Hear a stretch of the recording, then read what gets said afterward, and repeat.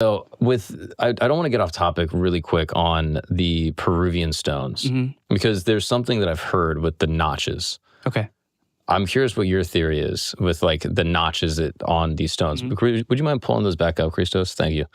But like on these stones, I've heard like, oh, these notches maybe were used for framing the other stones that they were cutting out, and that they were used to basically almost act as like a stencil so that all of them would fit perfectly together. The next photo you'll see. There you go. So like these like nubs that you see, and that perhaps they all had these nubs and some were shaved down, some weren't. I'm curious, do you have a thought on this, or have you read anything that you thought was compelling? Yeah, it's tough, man. Because again, like I'm a cultural anthropologist and like historian.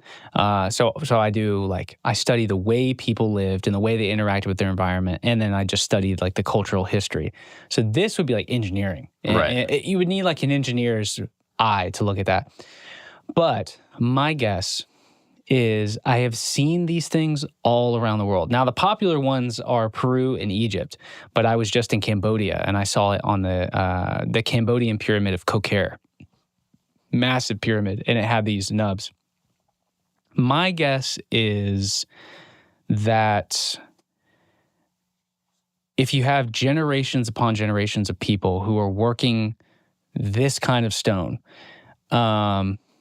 and they're moving things that are this heavy, there's got to be something about that nub that you would, like if I gave you 500 years to learn how to be an expert stonemason and I gave you no tips at all, no advice, you just had to figure it out, and you were living for 500 years, I think something would happen naturally where you would end up with that nub. That's what I'm saying. Right. It's like there's something about the way we're wired and the way we interact with stone that you mess with that thing long enough, that's going to come out. That's useful. I don't know exactly how. My guess is it's a pivot point. I don't know why. There's two of them on there. If there's two, I don't know if it's two pivot points necessarily, but I know it'd be a lot easier to drag that stone if you just had those 2 points like this on the ground and you're dragging it, rather than if you were dragging the whole thing, right? Because it'll move much more easily on those 2 points. You can also turn the stone, right? So if you had it bound with ropes, you could spin the stone around and leverage it. But why at so many places you'll see so many nubs that just never get shaved down? Man, I don't know. I do not know. Are some of them shaved? Like, do we know that? Like, oh, there was likely a nub here that got shaved. I mean, we don't know that. I don't. And maybe if I stared at like every block I ever see on a wall where there's nubs, I might find something. I don't know if there's anyone who's done this. Right. But no, we just assume that there had to be other stones that had those that get shaved down and flattened because, so at the Pyramid of Menkaure in Egypt, it's very, very, very, very similar to this stonework right here. At least these large lower gray andesite stones, and they're all pillowed out. And then you can see on one part where they're coming across and they're flattening all the stones and getting rid of this pillowed effect, and then they just stop.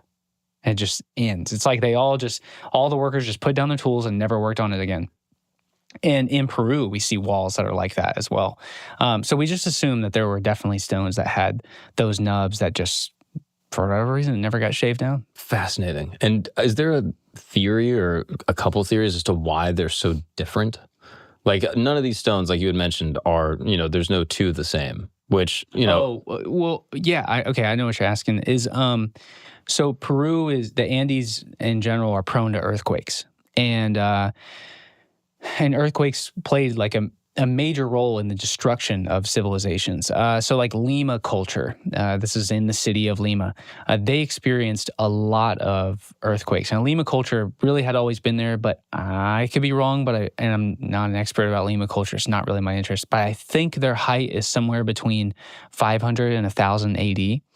And they had experienced so many earthquakes that they learned how to build pyramids that were anti-seismic. So like it couldn't be knocked down. So what they would do is they would take bricks about like, can I grab this? Yeah, please. So they would take bricks about the size of this little Actually, that's full of dominoes, if that's Okay, helpful okay. for your illustration. Yeah. So they take bricks that are about this size, Mm-hmm. and then they sit them on top of each other. And so you put one here, but you leave a little space in between them. And then you take another block, like a lintel block, and you add it right here. So you have all these blocks stacked on top of each other with little bits of space. And so when an earthquake would happen, the whole structure would jiggle back and forth. And so it would never fall down. It would just move with the earth. Oh, that's so clever. And it's amazing. And so what we think is that by using stones that are this large, there's also something that you're not seeing here. So only the faces of the stones touch each other. As soon as it goes inside, so say, I'm trying to think of like, how can I describe this? So you have the face of the stone.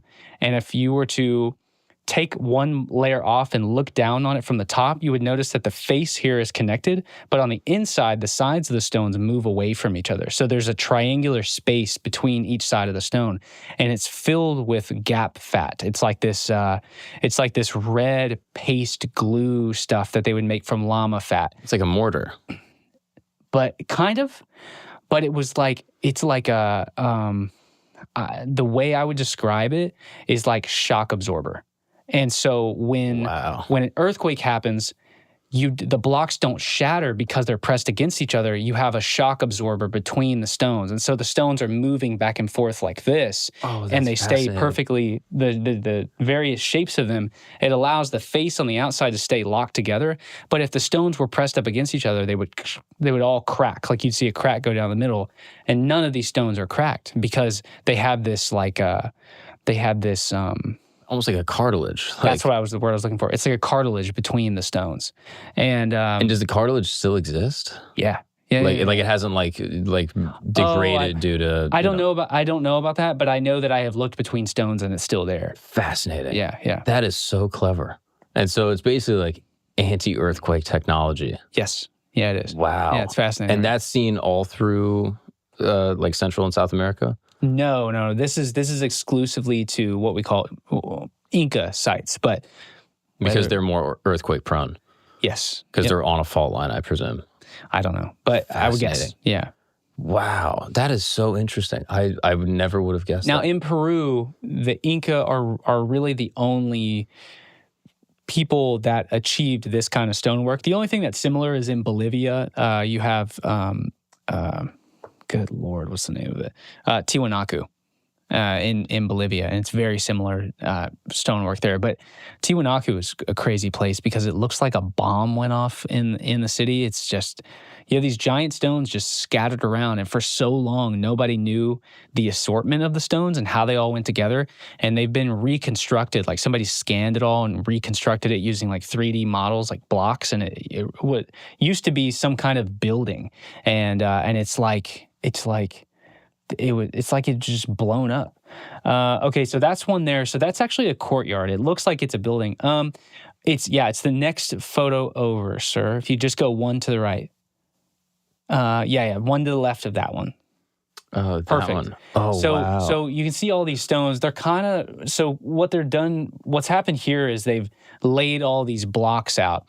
They've laid all these blocks out in a way where you can walk in between them, almost like it's a little museum. But in the original photos, they're like blown apart. It's just scattered all throughout Pumapunku and Tiwanaku. And nobody knew the original assortment of these stones for a long time. And we still don't necessarily know. There's just a model of it that was recreated where it was supposed to be some kind of temple that's surprisingly unique in the pre-Columbian world, not like anything anyone has ever seen before. And nobody knows why they were all scattered about. My most boring answer is that it happened during like early colonial times and they just ripped that thing apart for some reason and it was never recorded. Do you think it was ripped apart by humans? Like not like a earthquake or some other type of natural phenomenon, overgrowth and roots. It's like two. Well, so this is in a high altitude valley, so the overgrowth you wouldn't see that. And it's just grassland out there. And I don't think it was shaken apart by an earthquake because like the way the stones are scattered, it's just not the way it would look like in an earthquake. It looks like it was dismantled. Strange. Yeah. It's very odd, but it was never recorded. And so my most boring guess is that in the early colonial period they just dismantled the entire thing for who knows what reason. I don't know. And a lot of weird stuff happened in early colonial times that wasn't recorded. That's my most boring answer. My crazy answer? Aliens. Right. My crazy answer is I don't know. I have no idea what would do that. There's other places in Egypt that are like this, where the entire city is just utterly, completely destroyed. Or I should say the temple is complete, like the temple of Bubastis, the temple of Tanis, Egypt. The city is just utterly annihilated, and there's no explanation. You know, I've seen ruined temples in Egypt, and they don't look like this. This looks like somebody hit this thing with a cruise missile, and it's very odd, bizarre. Yeah. I wonder, and like you wonder if the Spanish did it, they may have recorded it, right? Like they would have been like, "Hey, we destroyed a pagan temple. We got rid of this thing, and we're like proselytizing." You would think so. But not all the time. You know, the Spanish were as good as they were bad. You know? Right. A lot of really fascinating, brave, amazing Spaniards during the colonial periods, and then a lot of really bad, evil people. Right. Yeah. Oh, that's fascinating.